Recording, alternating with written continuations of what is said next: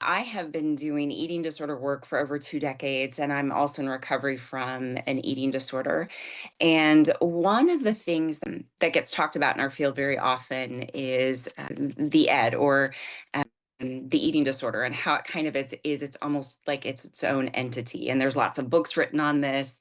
There's a lot of CBT techniques done for people with eating disorders around this. But one of the things that I discovered in my journey, not just as a practitioner, but somebody in recovery, is that what's actually occurring to us is a spiritual attack, that this is Satan's attack on our thoughts, because Satan can only attack our thoughts. And so when I was growing up, one of the ways that this began in my own life, and I have a grandmother who has long since passed, and she was near and dear to me, but she would say cute little things to me as I was a kid growing up. And one of the phrases that she liked to use was Annie Banani with a big fat fanny. Well, I was very young.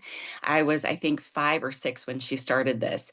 And she would pat me on the behind. And she meant it as a term of endearment.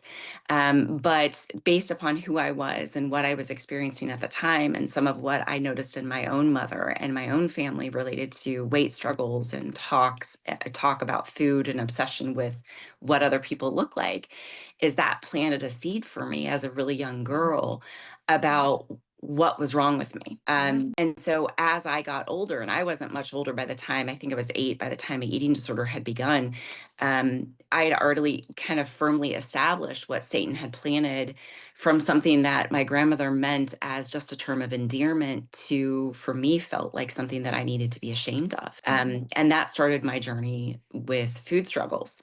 And as a practitioner now, what I see is I see a lot of women that will walk into my office of all various shapes and sizes. And it's a very similar struggle. No matter what weight they're at, no matter what they're doing with food, it is never good enough. And that is in psychology what we like to call is the negative core belief. But that is actually put in us, that doesn't come from inside of us. That's actually put in us by Satan. And the trap that we get into is that when Satan plants those seeds, and for some of us, those seeds begin really, really young.